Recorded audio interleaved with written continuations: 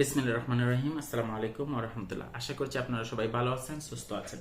তো আজকে আমরা যে বিষয়টা নিয়ে কথা বলতে যাচ্ছি তা হচ্ছে আইএলটিএস লিসেনিং। আইএলটিএস লিসেনিংটা খুব বেশি কমন একটা টপিক। আমি দেখেছি যে আইএলটিএস এর মধ্যে যে 4টা মডিউল আছে তার মধ্যে লিসেনিং, স্পিকিং, রাইটিং এবং এই যে রিডিং, ঠিক আছে। তো এর মধ্যে সবথেকে কমন একটা সাবজেক্ট হচ্ছে, বিষয় হচ্ছে যে লিসেনিং, ঠিক আছে। লিসেনিং এর মধ্যে আমি দেখেছি যে প্রায় 85% স্টুডেন্ট ভালো করে। তো আপনি যদি খুব ভালো স্টুডেন্ট না হন তাহলে হতাশ হওয়ার কোনো কারণ নেই, কারণ আজকে আমরা এমন কিছু বিষয় আপনাদের সাথে শেয়ার করতে যাচ্ছি যে বিষয়টা শোনার পর আপনি নিজে থেকে ইন্সপায়ার হবেন এবং নিজে থেকে প্র্যাকটিস করবেন এবং আপনি একটা ভালো স্কোর গেইন করতে পারবেন, ঠিক আছে।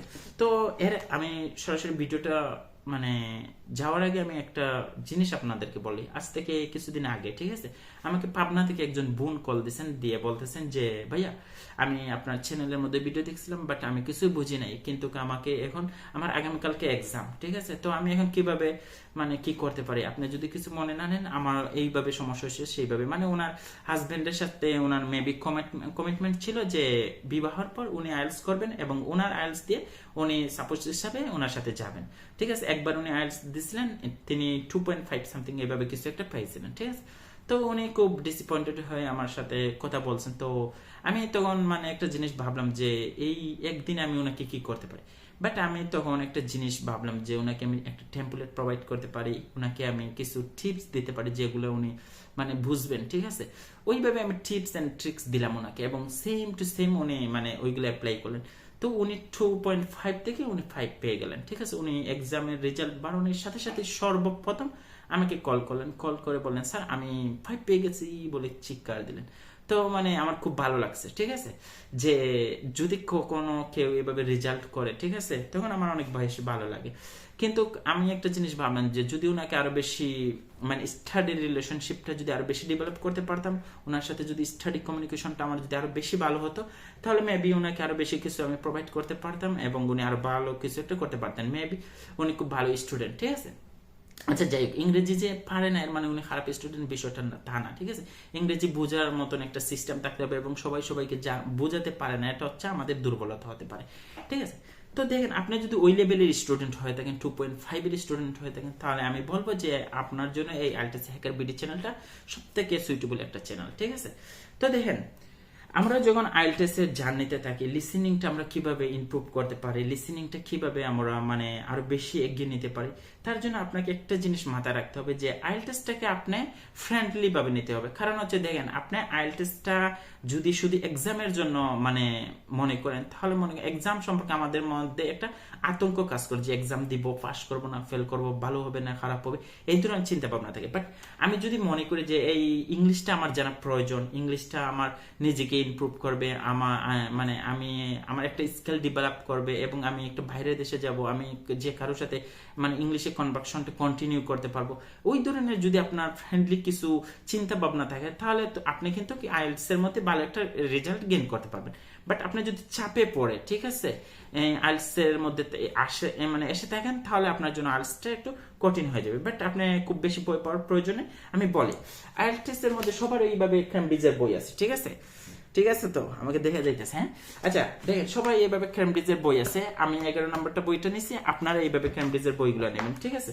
নেওয়ার পর, ঠিক আছে, যে যে যতগুলো টিপস ট্রিক যারা দিছে এগুলো সব ফেলে দেন, ঠিক আছে, এগুলো সব একটা ডাস্টবিনের মধ্যে ফেলে দেন। আমি বলি, আমি যেভাবে আপনার লিসেনিং এ 7 পেয়েছি, সেম টিপস গুলো আমি আমার প্র্যাকটিক্যাল লাইফ থেকে আপনাকে বলতেছি। দেখেন, আপনি বই খুলবেন, বই খোলার পর একদম লাস্টের দিকে চলে যাবেন, এইভাবে স্ক্রিপ্ট গুলা পাবেন, ঠিক আছে। এই এখানে দেখেন তো দাগাইল আছে, ঠিক আছে, আমি এগুলো আগে দেখাইছিলাম তো যখন পড়ে।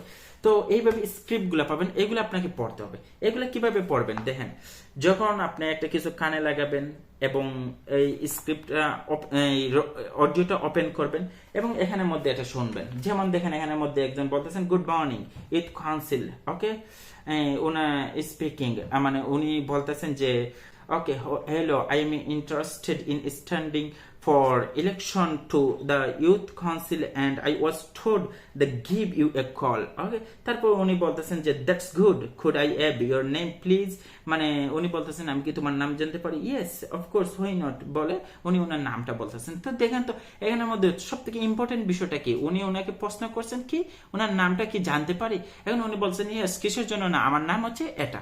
ঠিক আছে, এই যে এটা সম্পর্কে নামটা কি, এটা যদি আপনি জানতে পারেন, ধরতে পারেন, তাহলে আপনি বুঝতে পারবেন। তো একইভাবে এখন আমি আপনাকে বলবো যে আমি টেস্ট 2 নিছি, আপনি টেস্ট 1 নেবেন। টেস্ট 1 এর সেকশন 1টা আপনি ধরবেন, সেকশন 1টা ধরে 1 থেকে 10 পর্যন্ত আপনি এটা সলভ করবেন, শুনবেন, দেখবেন এবং এগুলা রিডিং পড়বেন।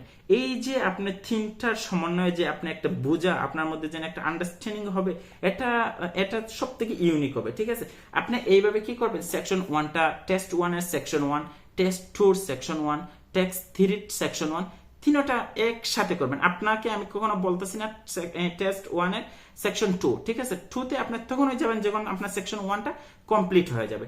তো আপনি একটা জিনিস মনে রাখবেন যে ওই যে আপনার এখানের মধ্যে এগুলো আপনাকে জানতে হবে। ঠিক আছে, এগুলো আপনার সেকশন 1 শেষ হয়ে গেলে আপনার টেস্ট 1 এর সেকশন 2তে যাবেন, টেস্ট 2 সেকশন 2তে যাবেন, টেস্ট 3 সেকশন 2তে যাবেন। এই 2টা গিয়ে একইভাবে পড়বেন। আপনি যদি খুব দুর্বল স্টুডেন্ট হয়ে থাকেন তাহলে আপনি কি করবেন, এই সেকশনগুলো সেকশন 1, সেকশন 2, সেকশন 3তে খুব মনোযোগ দিবেন। আপনি চেষ্টা করবেন সেকশন 1 এ আপনার অ্যাকুরেসিটা যেন 100% থাকে, সেকশন 2তে আপনার জন্য অ্যাকুরেসিটা প্রায় 80% থাকে, সেকশন 3তে আপনার এটা যেন 50% কিংবা 40% থাকে, এবং সেকশন 4 এটা আল্লাহর উপরে ছেড়ে দিবেন যে আমার 9 এর প্রয়োজন নেই, আমার 8 এর প্রয়োজন নেই। ঠিক আছে, এটা ছেড়ে দিয়ে এখান থেকে যদি আপনার 2টা 4টা 5টা হয়ে যায় তাহলে ভালো, সমস্যা নেই। তো এইভাবে আপনি কিন্তু আপনার লিসেনিংটা ডেভেলপ করতে পারবেন। এটা হচ্ছে একটা কমন ওয়ে এবং এটা হচ্ছে একটা গোল্ডেন ওয়ে। ঠিক আছে, এর বাইরে যদি কেউ আপনাকে অনেকগুলা টিপস ট্রিক্স দিতেই পারে, আপনি এগুলো নেবেন, বাট আপনি কিভাবে প্র্যাকটিস করবেন এটা কমপ্লিটলি নির্ভর করে আপনার উপরে। এরপর আমি আপনাকে এডিশনাল কিছু বিষয় প্রোভাইড করতেছি। যে দেখেন এখানের মধ্যে আপনি দেখতেছেন কিছু ভোকাবুলারি এবং কিছু ভোকাবুলারি। ওকে, এখানের মধ্যে মোটামুটি 1200টা ভোকাবুলারি আছে। ঠিক আছে, আপনি যদি এই common IELTS listening most common যে 1200 ভোকাবুলারি আছে ওইটা যদি লিখে গুগলে সার্চ দেন আপনি এটা কিন্তু পেয়ে যাবেন। তো আপনি গুগল থেকে এটা এনে আপনি এটা প্রিন্ট করে নেবেন। আপনি একটা জিনিস, আমাদের স্টুডেন্ট একটা জিনিস ভুল করে কি জানেন, মোবাইলের মধ্যে পড়ার চেষ্টা করে কমলের নিচ। আপনি কমলের নিচ থেকে বাইরে হয়ে এসে এইভাবে টেবিল সামনে রাখবেন, একটা চেয়ারে বসবেন এবং এইভাবে প্রিন্ট করা। ঠিক আছে, প্রিন্ট করা কিছু থেকে প্র্যাকটিস করার চেষ্টা করবেন। আপনি কখনো কমলের নিচে ঘুমিয়ে, কখনো বাসের মধ্যে চড়ে, কখনো অন্য কোথায় বসে আপনি প্র্যাকটিস করেন যদি, তাহলে আপনার আসলে শেখা হবে না। আপনি এটা আপনার ভালো দিক যে আপনি শেখার চেষ্টা করতেছেন, বাট এভাবে আপনার শেখা হয় না। ঠিক আছে, এর জন্য আপনাকে প্র্যাকটিক্যালি টেবিলের মধ্যে বসতে হবে। যদি টেবিলের মধ্যে বসেন তাহলে আপনার শেখা হবে।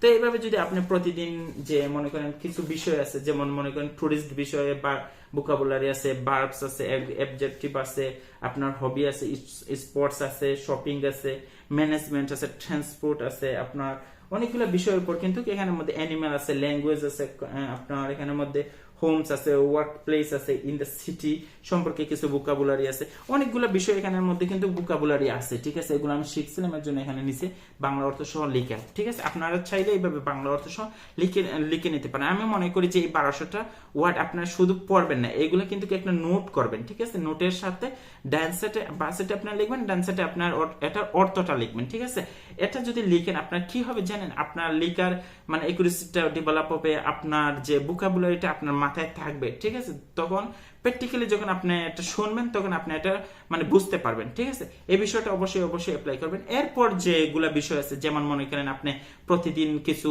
মুভি কিংবা কিছু ইংলিশ সং কিংবা ইংলিশ কিছু স্পিচ, ঠিক আছে, এগুলো শোনার চেষ্টা করবেন। আপনি চেষ্টা করবেন যে ইংলিশ অডিওগুলো শোনার জন্য, এই যে বিবিসির যে নিউজগুলো আছে এগুলো শোনার জন্য। এতে কি আপনার লিসেনিং স্কিলটা বাড়বে এবং আপনি চেষ্টা করবেন যে এগুলো আমি মনে করি যে IELTS এর একটা মডিউল আর একটা মডিউলের সাথে লিঙ্কিং করা। ঠিক আছে, যেমন মনে করেন আপনি লিসেনিং এর প্র্যাকটিস করতে গেলে অটোমেটিকলি আপনার স্পিকিংটা ডেভেলপ হবে। আপনি স্পিকিংটা ডেভেলপ করতে গেলে কিন্তু ওই মোটামুটি আপনি যে স্পিকিং ভোকাবুলারি গুলোর সাথে যে পরিচিত হবেন, ওটা লিখে রাইটিং এর ক্ষেত্রে গিয়ে হেল্প হবে। ঠিক আছে, তো এর জন্য আমি মনে করি যে আপনার IELTSটা খুব ভালো একটা বিষয় যে ইংলিশ প্রফিসিয়েন্সি টেস্ট করার জন্য। এতে একজন মানুষের মানে অনেক হেল্প হয়। ঠিক আছে, একটা মানুষ বাইরে দেশে গিয়ে বিপদের মধ্যে পড়েন, আপনি ইংলিশ জানেন, আপনি কিছু জানেন, আপনি বাইরে দেশে চলে গেলেন, আপনি তো এই যে এখানে বিমান থেকে নামার পরেই তো বিপদে পড়ে যাবেন। ঠিক আছে, এখান থেকে আপনি জানেন যে আমেরিকা এমবেসি, এই যে আপনার বিমানবন্দরে নামার পরও মানুষ ব্যাক করে বাংলাদেশে। কিছুদিন আগে আমি দেখছি একজনকে এভাবে ব্যাক করছে, এভাবে অহরহ হচ্ছে। ঠিক আছে, যে আপনি এখান থেকে পার হয়ে গেলেন, আমেরিকাতে চলে গেলেন, লন্ডনে চলে গেলেন, তার মানে আপনি মানে পার হয়ে যাবেন। বিষয়টা এমন, আপনাকে এমনও হতে পারে এই লন্ডন এয়ারপোর্ট থেকে আপনাকে রিটার্ন করতে পারে। ঠিক আছে, তার জন্য আপনাকে মোটামুটি কিছু জানতে হবে, আপনার তাকে বোঝানোর মতন কিছু একটা এবিলিটি আপনার নিজের মধ্যে ক্রিয়েট করতে হবে। আমি আশা করি যে আমি আপনাদেরকে মেইন বিষয়টা মানে স্পষ্টভাবে বুঝিয়ে বলতে পেরেছি। আর যদি আপনার মনে হয় যে আমার এই বিষয়গুলো আপনার ভালো লেগেছে, তাহলে অবশ্যই একটা লাইক দিবেন। আর নেক্সট কোন একটা ভিডিও আপনারা আশা করেন আমাদের এই চ্যানেলে, এই বিষয়টা লিখে আপনারা কমেন্ট করবেন। আর অবশ্যই নেক্সট কোন একটা ভিডিও নিয়ে, সব থেকে বেশি যে বিষয়ের উপর ভিডিওর কমেন্ট আসবে ওই বিষয় ভিডিওটা করে আমি আপনাদের সামনে নেক্সট অন্য কোন একটা ভিডিওতে উপস্থিত হতে চাচ্ছি। সে পর্যন্ত ভালো থাকুন, সুস্থ থাকুন, আল্লাহ হাফেজ।